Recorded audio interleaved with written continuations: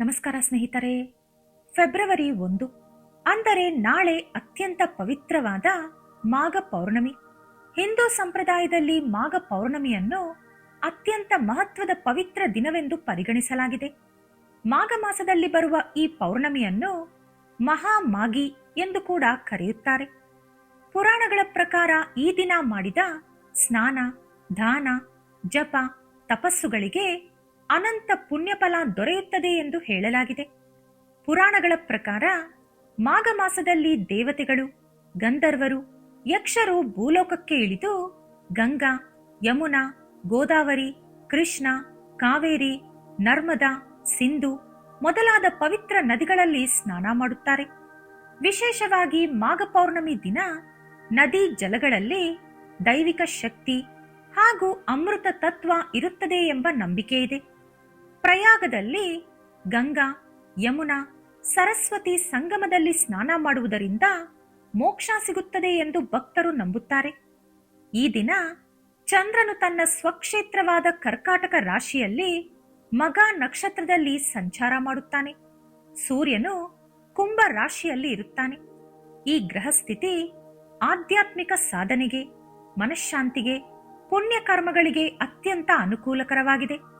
ಈ ದಿನ ಬೆಳಿಗ್ಗೆ ನದಿ ಅಥವಾ ಸಮುದ್ರದಲ್ಲಿ ಸ್ನಾನ ಮಾಡುವುದು ಮುಖ್ಯ ಆಚರಣೆ. ನದಿ ಸೌಲಭ್ಯ ಇಲ್ಲದವರು ಮನೆಯಲ್ಲೇ ಸ್ನಾನ ಮಾಡುವಾಗ ನೀರಿಗೆ ಗಂಗಾಜಲ ಸೇರಿಸಿ ಈ ಶ್ಲೋಕವನ್ನು ಪಠಿಸಬಹುದು. ಗಂಗೆ ಚ ಯಮುನೆ ಚೈವ ಗೋದಾವರಿ ಸರಸ್ವತಿ ನರ್ಮದೆ ಸಿಂಧು ಕಾವೇರಿ ಜಲೇಸ್ಮಿನ್ ಸನ್ನಿಧಿಂ ಕುರು. ಮಾಘ ಮಾಸವು ಶಿವ ಹಾಗೂ ವಿಷ್ಣು ಇಬ್ಬರಿಗೂ ಪ್ರಿಯವಾದ ಮಾಸ. ಬೆಳಿಗ್ಗೆ ವಿಷ್ಣು ಸಹಸ್ರನಾಮ ಪಾರಾಯಣ ಮಾಡಬೇಕು. ಸಂಜೆ ಶಿವಾಲಯದಲ್ಲಿ ದೀಪಾರಾಧನೆ ಮಾಡಬೇಕು. ಈ ದಿನ ಪಿತೃದೇವತೆಗಳಿಗೆ ತರ್ಪಣ ಬಿಟ್ಟರೆ ಅವರ ಆತ್ಮಕ್ಕೆ ಶಾಂತಿ ಸಿಗುತ್ತದೆ. ನಿಮ್ಮ ವಂಶಾಭಿವೃದ್ಧಿ ನಡೆಯುತ್ತದೆ. ಪುರಾಣಗಳಲ್ಲಿ ಈ ರೀತಿ ಹೇಳಲಾಗಿದೆ. ಮಾಘ ಮಾಸದಲ್ಲಿ ಮಾಡಿದ ದಾನ ಪರ್ವತದಷ್ಟು ಪುಣ್ಯ ಕೊಡುತ್ತದೆ ಎಂದು. ಈ ದಿನ ಕುಂಬಳಕಾಯಿ ದಾನ ಮಾಡಿದರೆ ಬ್ರಹ್ಮಹತ್ಯೆ ದೋಷವೂ ನಿವಾರಣೆಯಾಗುತ್ತದೆ ಎಂಬ ನಂಬಿಕೆ ಇದೆ. ಈಗ ನಾವು ಮಾಘ ಪೌರ್ಣಮಿಯ ಮಹಿಮೆ ತಿಳಿಸುವಂತ ಒಂದು ಅದ್ಭುತ ಕತೆ ಕೇಳೋಣ. ಪುರಾತನ ಕಾಲದಲ್ಲಿ ನರ್ಮದಾ ನದಿ ತೀರದಲ್ಲಿ ಕಾಂತಿಪುರ ಎಂಬ ನಗರವಿತ್ತು. ಅಲ್ಲಿ ಧನೇಶ್ವರ ಎಂಬ ಬ್ರಾಹ್ಮಣ ವಾಸಿಸುತ್ತಿದ್ದ. ಆದರೆ ಹೆಸರಿಗೆ ಮಾತ್ರ ಬ್ರಾಹ್ಮಣ, ಗುಣಗಳಲ್ಲಿ ಸಂಪೂರ್ಣ ವಿರುದ್ಧ. ವೇದ ಅಧ್ಯಯನ ಬಿಟ್ಟಿದ್ದ.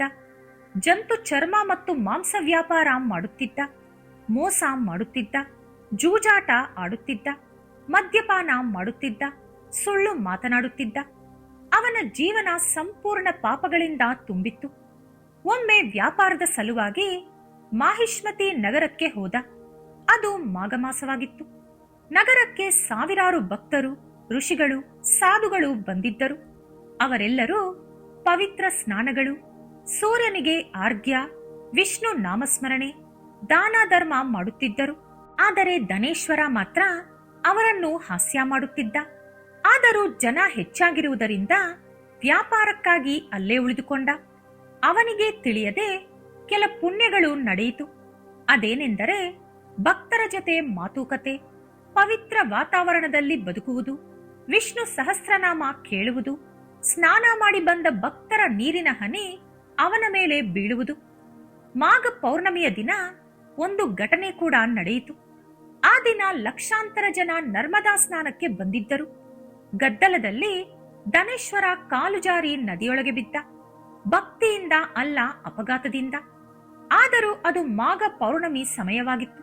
ಆ ಸಮಯದಲ್ಲಿ ಒಬ್ಬ ವೃದ್ಧ ಭಕ್ತೆ ಚಳಿಯಿಂದ ನಡುಗುತ್ತಿದ್ದಳು. ಅವನ ಬಳಿ ಇದ್ದಂತ ಒಂದು ಹಳೆ ಬಟ್ಟೆಯನ್ನು ಆಕೆಗೆ ಕೊಟ್ಟ. ಇದು ಕೂಡ ಪುಣ್ಯಕ್ಕಾಗಿ ಅಲ್ಲ, ಹಳೆಯದನ್ನು ತೊರೆಯಲು ಕೊಟ್ಟ ಅಷ್ಟೇ.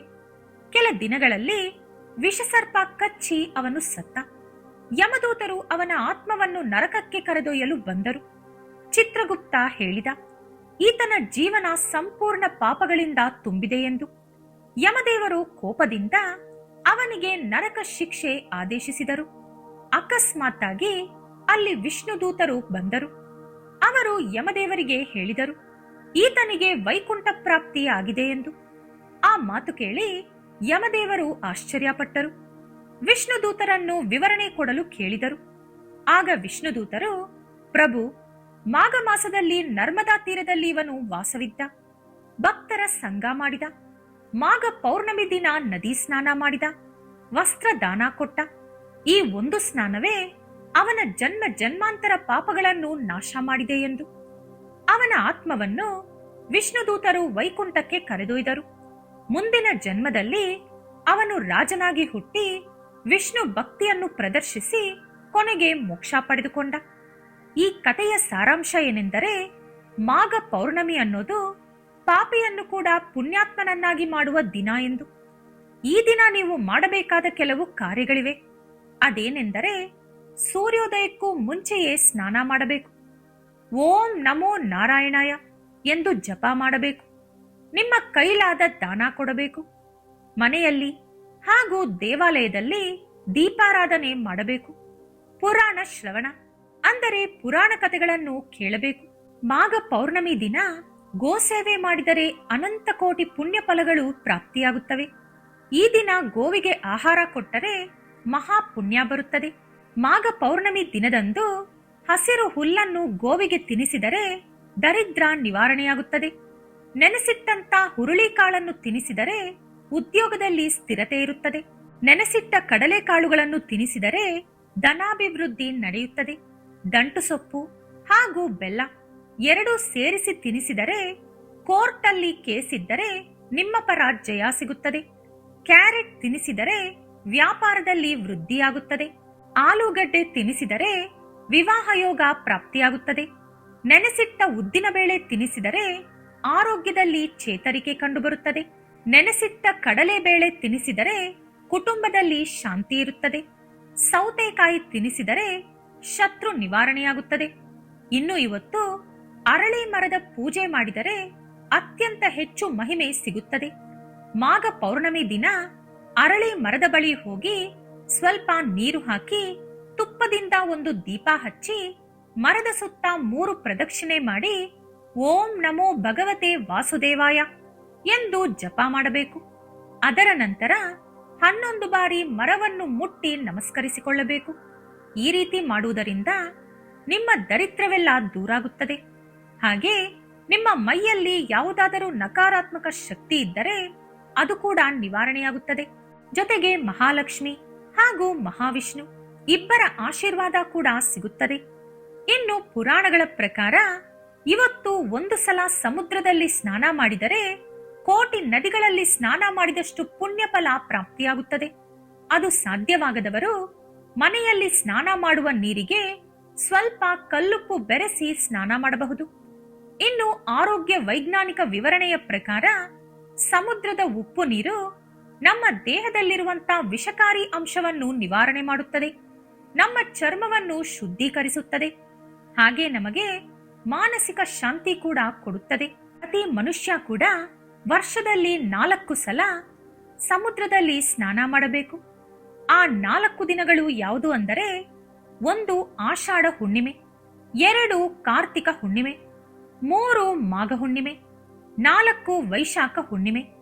ಹಾಗಾಗಿ ಈ 4 ಹುಣ್ಣಿಮೆಗಳಲ್ಲಿ ತಪ್ಪದೆ ಸಮುದ್ರ ಸ್ನಾನ ಮಾಡಲು ಪ್ರಯತ್ನಿಸಿ. ಇನ್ನು ನೀವು ಸ್ನಾನ ಮಾಡುವ ಸ್ಥಳದ ಪ್ರಕಾರ ನಿಮಗೆ ಬರುವಂತಹ ಪುಣ್ಯಫಲ ಹೀಗಿರುತ್ತದೆ. ನಾಳೆ ನೀವು ಮನೆಯಲ್ಲೇ ಸ್ನಾನ ಮಾಡುವ ನೀರಿನಲ್ಲಿ ಸ್ವಲ್ಪ ಕಲ್ಲುಪ್ಪು ಅಥವಾ ಗಂಗಾಜಲ ಬೆರೆಸಿಕೊಂಡು ಸ್ನಾನ ಮಾಡಿದರೆ 6 ವರ್ಷಗಳ ಪುಣ್ಯಫಲ ಪಡೆದುಕೊಳ್ಳುತ್ತೀರಿ. ಅದೇ ಬಾವಿಯಲ್ಲಿ ಸ್ನಾನ ಮಾಡಿದರೆ 12 ವರ್ಷದ ಪುಣ್ಯಫಲ ಪಡೆದುಕೊಳ್ಳುತ್ತೀರಿ. ಕೆರೆಯಲ್ಲಿ ಸ್ನಾನ ಮಾಡಿದರೆ 24 ವರ್ಷ ಪುಣ್ಯಫಲ ಪಡೆದುಕೊಳ್ಳುತ್ತೀರಿ. ಸಾಮಾನ್ಯ ನದಿಯಲ್ಲಿ ಸ್ನಾನ ಮಾಡಿದರೆ 96 ವರ್ಷ ಪುಣ್ಯಫಲ ಸಿಗುತ್ತದೆ. ಒಂದು ವೇಳೆ ಪವಿತ್ರ ನದಿಯಲ್ಲಿ ಸ್ನಾನ ಮಾಡಿದರೆ 9600 ವರ್ಷಗಳ ಪುಣ್ಯಫಲ ಪಡೆದುಕೊಳ್ಳುತ್ತೀರಿ.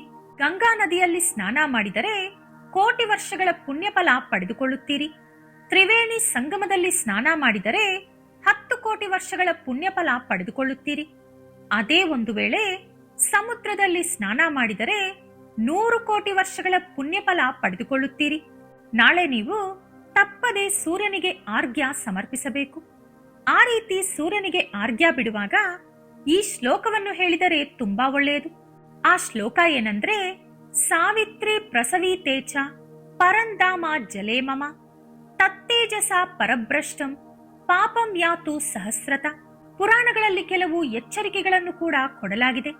ಮಾಘ ಪೌರ್ಣಮಿಯ ದಿನ ತಡವಾಗಿ ಏಳುವುದು, ಸ್ನಾನ ಮಾಡದೇ ಇರುವುದು, ದಾನ ಮಾಡದೇ ಇರುವುದು, ಅಂದ್ರೆ ನಿಮ್ಮ ಕೈಯಲ್ಲಿ ದಾನ ಮಾಡುವ ಕೆಪಾಸಿಟಿ ಇದ್ದು ಕೂಡ ಮಾಡದೇ ಇರೋದು, ಇನ್ನು ದೇವರ ಆರಾಧನೆ ಮಾಡದೇ ಇರೋದು, ಇವೆಲ್ಲ ಮಾಡಿದರೆ ನರಕ ಫಲ ದೊರೆಯುತ್ತದೆ ಎಂದು ಪುರಾಣಗಳು ಹೇಳುತ್ತಿವೆ.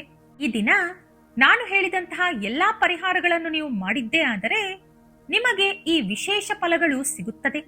ಆಯಸ್ಸು, ಆರೋಗ್ಯ, ಐಶ್ವರ್ಯ, ಜ್ಞಾನ ಮತ್ತು ಮೋಕ್ಷ.